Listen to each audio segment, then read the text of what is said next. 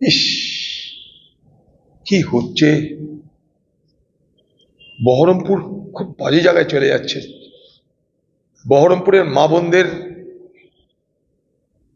নিরাপত্তা বলে কিছু থাকছে না। সারা মুর্শিদাবাদ জেলা, সারা বাংলা জুড়ে এইভাবেই প্রতিদিন কোথাও না কোথাও একজনের পর একজনের ধর্ষণের ঘটনা শুনছি আমরা, শিশু থেকে কিশোর বয়স্ক সকলের। তারপরে খুনের ঘটনা একের পর এক আমাদের কাছে ধরা দিচ্ছে, দেখতেই থাকছেন আপনারা। এ বাংলায় কি যে হবে জানা নাই আমাদের, কিন্তু এ বাংলা যে উচ্ছন্নে যাচ্ছে, এটা বলার আর অপেক্ষা রাখে না।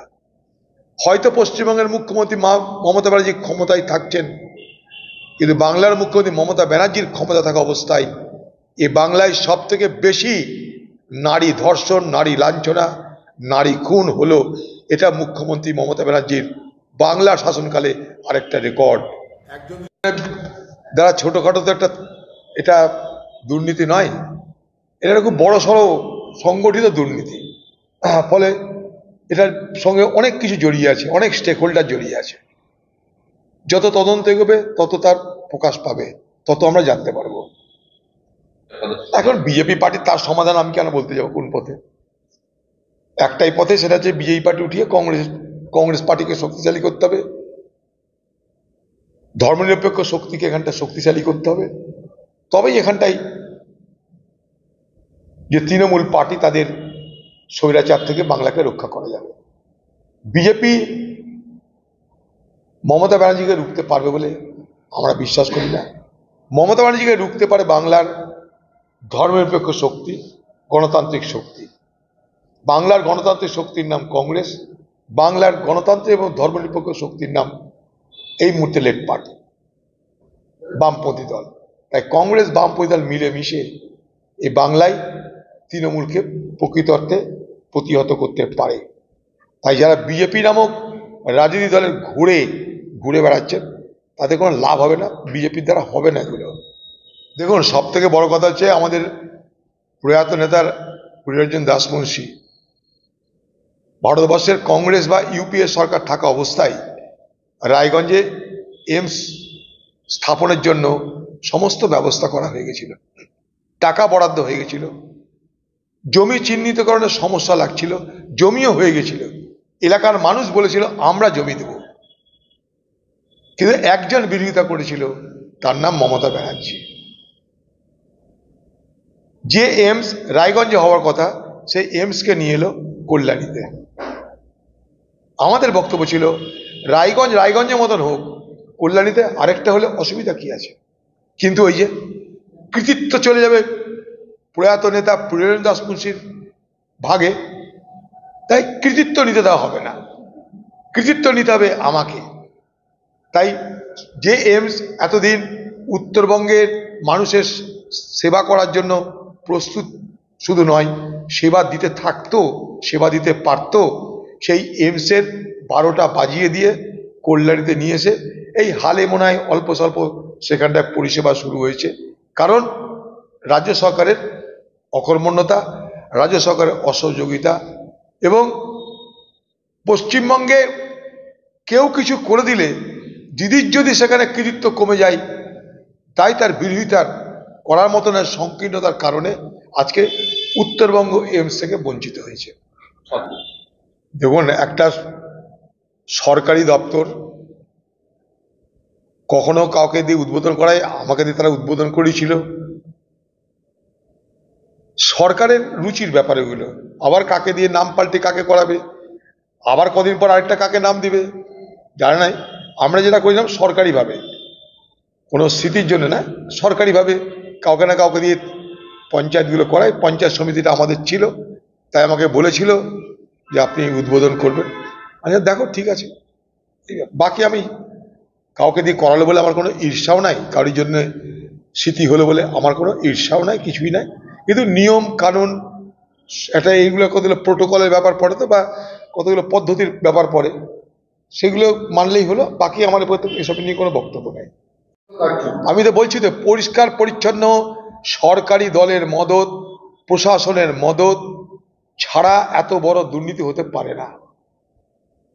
যত তদন্ত গভীরে যাবে তত দুর্নীতির গন্ধ আরো আমরা সবাই অনুভব করতে পারবো।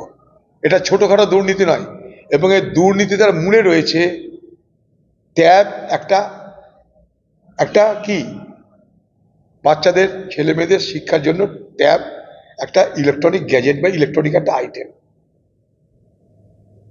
সেই ইলেকট্রনিক আইটেম কিনে কেন তাদের হাতে দেওয়া হলো না? টাকার মাধ্যমে কেন দেওয়া হলো তাদের? কই সাইকেলের জন্য তো টাকার মাধ্যমে সাইকেল কিনে দেওয়া হয় না? যদি সাইকেল টাকার বিনিময়ে না দিয়ে সাইকেল যদি কিনে এনে দেওয়া হয়, এটা দিতে অসুবিধা কি ছিল? চুরি করবে বলেই টাকা দেওয়ার ব্যবস্থা হয়েছিল, পরিকল্পিত করেই টাকা মারার জন্য,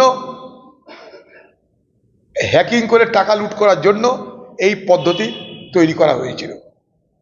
যারা করেছে তাদের পিছনে বড় মাথা আছে, ষড়যন্ত্র আছে। এমনি এমনি এত বড় দুর্নীতি হচ্ছিল আমি মনে করি না। অবশ্যই আছে, অবশ্যই আছে।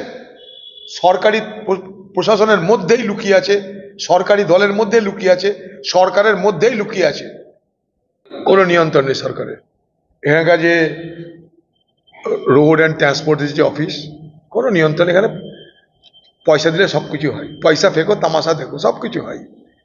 আর পাবলিক বাস যেগুলো, সরকারি বাস বলতে কিছু নেই এখন আর কোথাও।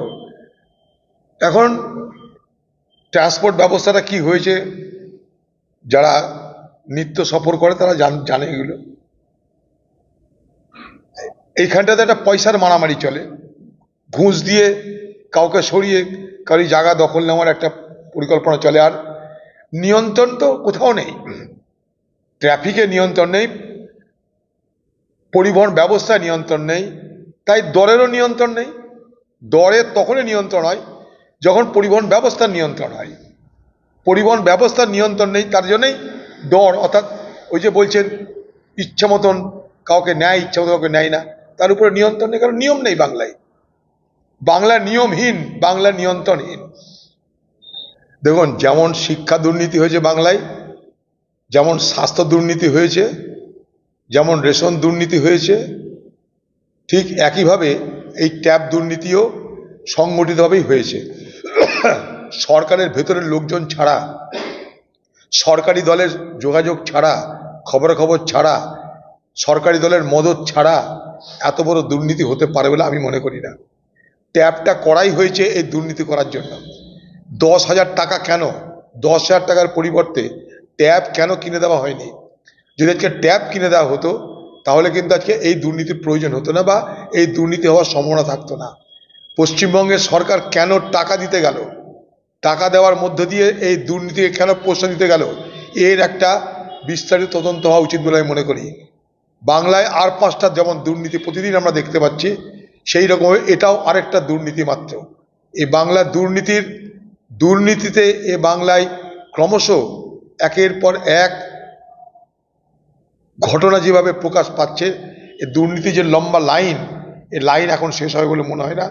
জানতে পারছি তাই হয়তো বুঝতে পারছি, খবর পাওয়া যাচ্ছে তাই হয়তো আমরা জানতে পারলাম, কিন্তু আমাদের চোখের বাইরে, আমাদের জানার বাইরে, আমাদের শোনার বাইরে আরও কত দুর্নীতি বাংলা জুড়ে চলছে সেটা ভেবে আমি অবাক হচ্ছি। কারণ কদিন আগেও কিন্তু এই ধারণাও আমাদের হয়নি যে ট্যাব দুর্নীতি হবে। আজকে কি দেখছি, আবাস দুর্নীতি, 100 দিনের কাজের দুর্নীতি, শিক্ষা দুর্নীতি, স্বাস্থ্য দুর্নীতি, রেশন দুর্নীতি। কোন দিকে যাবে মানুষ? বাচ্চা বাচ্চা ছেলে মেয়েদের ট্যাব, সেটাও চুরি বাটপারি করে দিচ্ছে। এই ট্যাব টাকা দেওয়ার মধ্যে দিয়ে কিন্তু দুর্নীতির শুরুয়াত হয়েছে। দেখুন, ভারতবর্ষে কয়েকটা রাজ্যে লটারির যে প্রচার এবং প্রসার এবং লটারির যে আকার আয়তনের শ্রীবৃদ্ধি, তার পিছনে, তার মধ্যে একটা রাজ্যের নাম পশ্চিমবঙ্গ। আজকে পশ্চিমবঙ্গের গলিতে গলিতে, পাড়ায় পাড়ায়, গ্রামে গ্রামে, মোড়ে মোড়ে লটারির টিকিট বিক্রি হচ্ছে। কেন? যারা লটারির টিকিট বিক্রি করছে তারা ভাবছে টিকিট বিক্রি করে আমার সংসার চলবে। আর লটারির টিকিট যারা কাটছে তারা হচ্ছে লটারি পেয়ে আমার আগামী দিনে আমার সংসারকে সচ্ছল সম্পন্ন করবার ব্যবস্থা হবে। বাংলায় রুটি নেই, রুজি নেই, শিল্প নেই। বেকার যুবকরা ভাবছে, অভাবী মানুষ ভাবছে লটারির টিকিট কেটে যদি ভাগ্যের দৌলতে বড় হতে পারি, তাই লটারির টিকিটের কেনা বেচা বন্ধ নেই। পশ্চিমবঙ্গে যারা বাইরে থেকে লটারির টিকিট বিক্রি করছে, এখানটাই বড় বড় ডনরা, খোঁজ নিয়ে দেখুন। ইলেকটোরাল বন্ড বলে একটা কথা আছে না, যে কোন পার্টির ফান্ডে কত টাকা চাঁদা পড়েছে, তাতে সেই তথ্য যদি খুঁজে বার করে দেখবেন, এই যে বাইরে থেকে যারা লটারির বড় বড় ডন, লটারি যারা বড় বড় কালওয়ার, লটারি যারা বড় বড় মাফিয়া, তারা এই পশ্চিমবঙ্গে অবাধে লটারির ব্যবসা করছে। লাইসেন্স নেই তাদের, তাদের কোনো উপরে নিয়ন্ত্রণ নেই। তারা যেমন খুশি তেমনভাবে সারা বাংলা জুড়ে লটারির টিকিট বিক্রি করবার সুযোগ পাচ্ছে, বিনিময়ে সরকারি দলকে টাকা দিচ্ছে। আমি আমার মন থেকে কথাটা বলছি না, অভিযোগ থেকে বলছি না। ইলেকটোরাল বন্ড, কোন পার্টিকে কত টাকা চাঁদা দেওয়া হয়েছে, সুপ্রিম কোর্টের নির্দেশে সেই তথ্য যদি বার করে দেখবেন, লটারির যারা বড় বড় মাফিয়া, তারা তৃণমূল পার্টিকে কত টাকা দিয়েছে। সব থেকে বেশি তৃণমূল পার্টিকে দিয়েছে তারা টাকা। বিজেপি তৃণমূল মিলিয়ে এই লটারির ধান্দায় যারা বড় বড় মাফিয়া আছে, তাদের কাছ থেকে সব থেকে বেশি চাঁদা জমা পড়েছে পার্টি ফান্ডে, তার নাম তৃণমূল আর বিজেপি। 10 বছর আগে